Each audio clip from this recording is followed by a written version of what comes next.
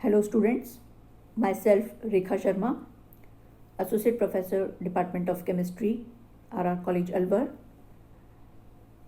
and this is online class of MSc Final, Organic Special, Semester 1st, Paper 5th, Organic Synthesis. And in today's lecture, I will continue our topic, Guidelines for Disconnection Approach. Let us take another example for illustrating disconnection approach or retrosynthetic analysis for synthesis design. Cataben ethyl ester is precursor to a drug used for lowering blood lipid level. It is an amine, so we disconnect next to the nitrogen atom.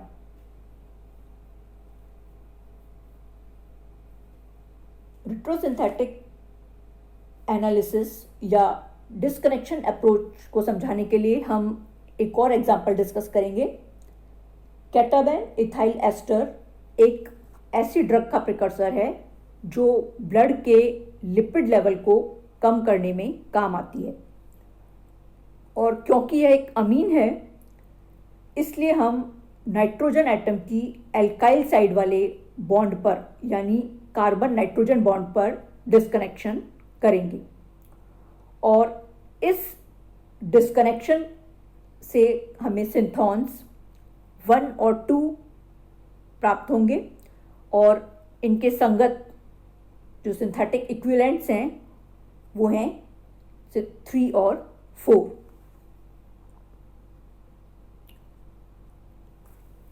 We do not always need to write the synthons first and then the synthetic equivalents or actual reagents.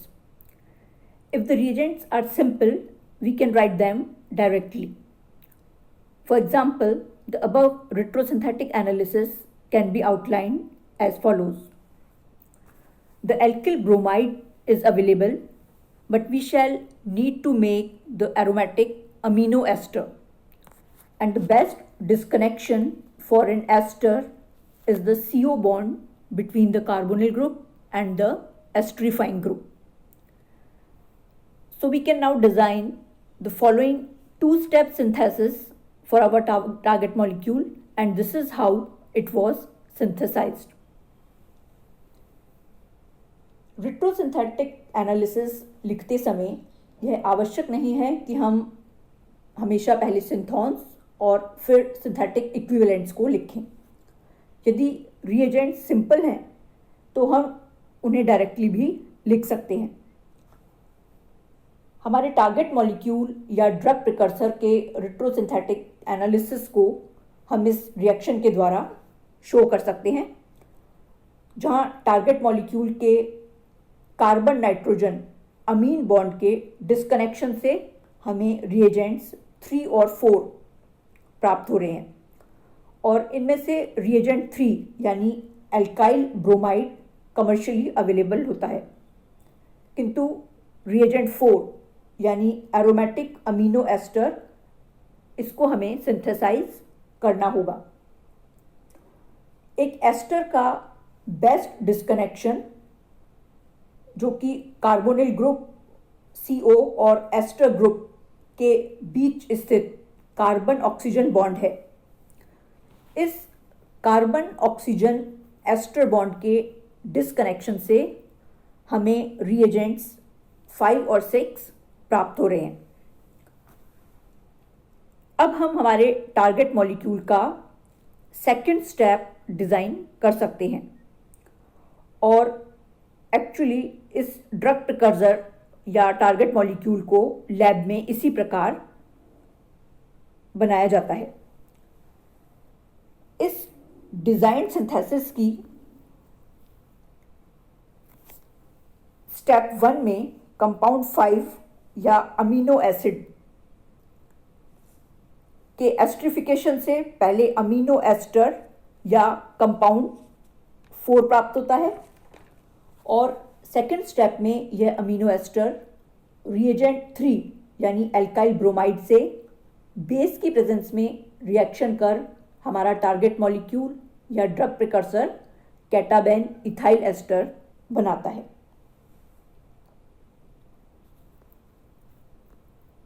Guideline 3, consider alternate disconnections and choose routes that avoid chemoselectivity problems.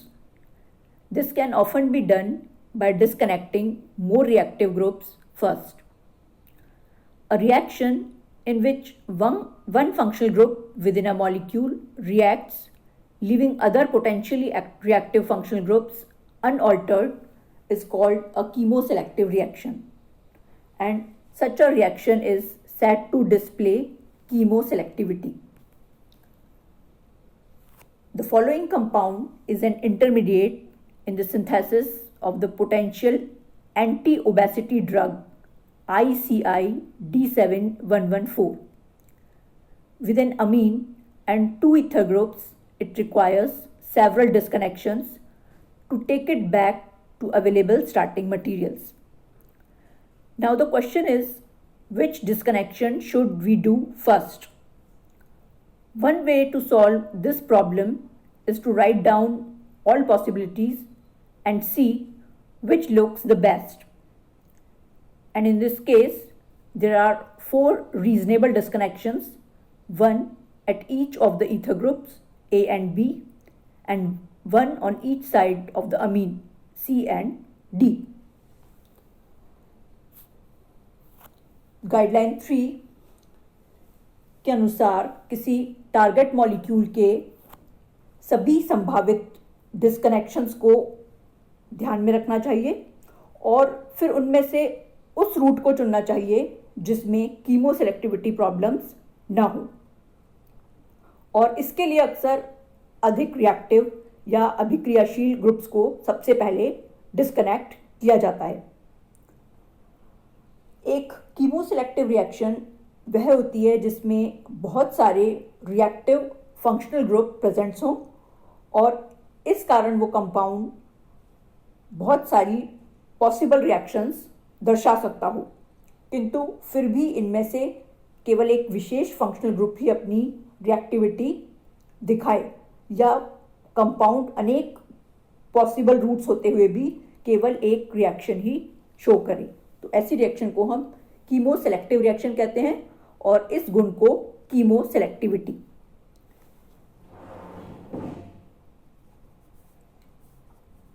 For example, compound X एक anti obesity drug ICI D7114 के synthesis में बनने वाला एक intermediate है। इस compound के अंदर एक अमीन और 2 ईथर ग्रुप्स होने के कारण इस स्टार्टिंग मटेरियल में तोड़ने के लिए बहुत सारे डिस्कनेक्शंस जरूरी हैं। तो इनमें से कौन सा डिस्कनेक्शन सबसे पहले किया जाए, इस प्रॉब्लम को सॉल्व करने के लिए सभी पॉसिबल डिस्कनेक्शंस को लिखा जाता है और फिर उसमें से बेस्ट पॉसिबल रूट को चुना जाता है।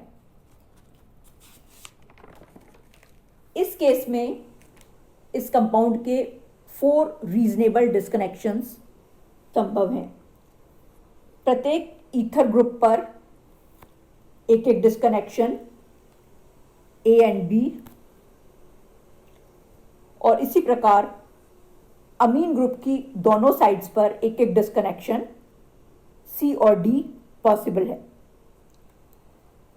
इन सभी डिस्कनेक्शन में से A और B डिस्कनेक्शन में कीमोसेलेक्टिविटी की प्रॉब्लम होती है। Both A and B disconnections pose problems of chemoselectivity, as it would be hard to alkylate phenol selectively in the presence of the basic nitrogen atom. Between C and D, C appears to be the better choice because the next disconnection after D will have to be an alkylation of O in presence of an NH2 group. To avoid chemoselectivity problems like this, more reactive group should be introduced late in the synthesis or they should be disconnected first.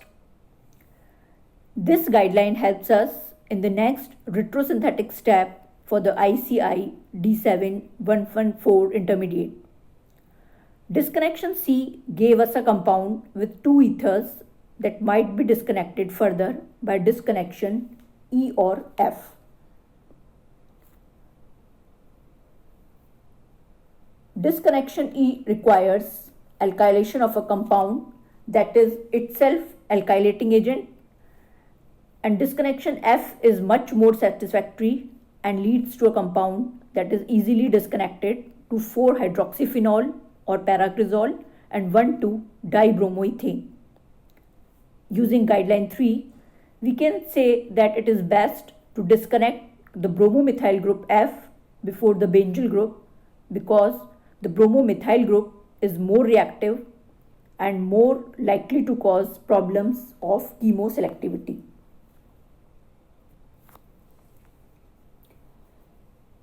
इन सभी डिस्कनेक्शंस में से A और B disconnection में कीमोसेलेक्टिविटी की problem होती है क्योंकि basic nitrogen atom की प्रेजेंस में फिनॉल का सेलेक्टिव एल्काइलेशन हार्ड होता है।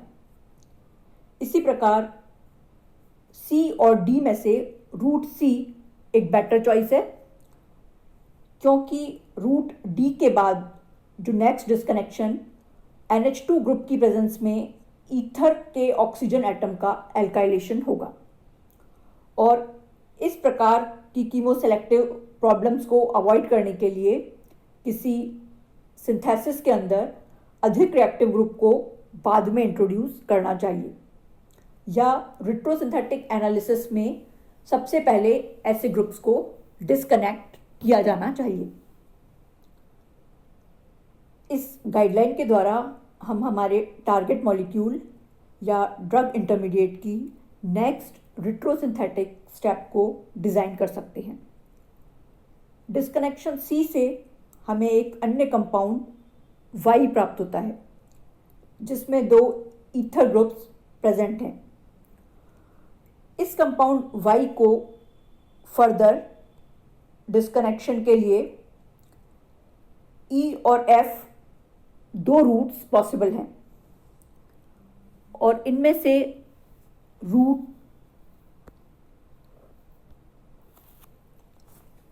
ई से हमें एक ऐसे कंपाउंड को एल्काइलेट करना होगा जो कि खुद ही एक एल्काइलेटिंग एजेंट है। इसलिए रूट ई और एफ में से रूट एफ अधिक रीजनेबल है क्योंकि इसमें एक ऐसा कंपाउंड जेड प्राप्त होता है जिसे हम आसानी से 4-हाइड्रोक्सीफिनॉल या पैराक्रिजोल और 1,2-डाइब्रोमोइथेन में डिस्कनेक्ट किया जा सकता है।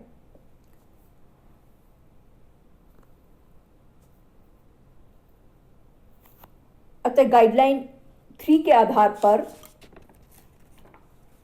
हम कह सकते हैं कि बेंजिल ग्रुप के डिस्कनेक्शन से पहले ब्रोमोइथाइल ग्रुप को रूट एफ के द्वारा डिस्कनेक्ट करना सबसे ज़्यादा रीजनेबल है और इसका कारण यह है कि ब्रोमोइथाइल ग्रुप अधिक रिएक्टिव होने से यह कीमोसेलेक्टिविटी की प्रॉब्लम्स पैदा करता है।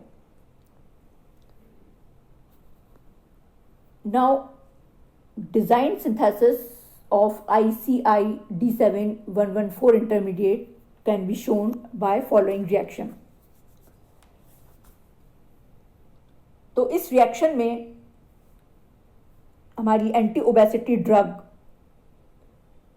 का जो इंटरमीडिएट है उसके डिजाइन सिंथेसिस को हम इस रिएक्शन के द्वारा दर्शा सकते हैं जिसमें हमारा स्टार्टिंग मटेरियल है पैराक्रिजोल या 4-हाइड्रोक्सीफिनॉल और इसकी C6H5CH2Cl या बेंजिल क्लोराइड से रिएक्शन के द्वारा फिनॉलिक ऑक्सीजन पर बेंजिल ग्रुप यानी CH2C6H5 ग्रुप इंट्रोड्यूस होता है और हमें कंपाउंड जेड प्राप्त होता है। नेक्स्ट स्टेप में इस कंपाउंड जेड की बेस की प्रेजेंस में 1,2-डाइब्रोमोइथेन से रिएक्शन कराने पर सेकेंड फिनॉलिक ऑक्सीजन पर ब्रोमोइथाइल ग्रुप इंट्रोड्यूस हो जाता है और हमें कंपाउंड वाई प्राप्त होता है। और इस कंपाउंड वाई की फाइनल स्टेप में बेंजिल अमीन से रिएक्शन कराने पर bromine atom benzyl amino group या C6H5CH2NH ग्रुप से रिप्लेस हो जाता है और हमारा टारगेट मॉलिक्यूल या ICI-D7-114 इंटरमीडिएट हमें यानी कंपाउंड X हमें प्राप्त हो जाता है। थैंक्स।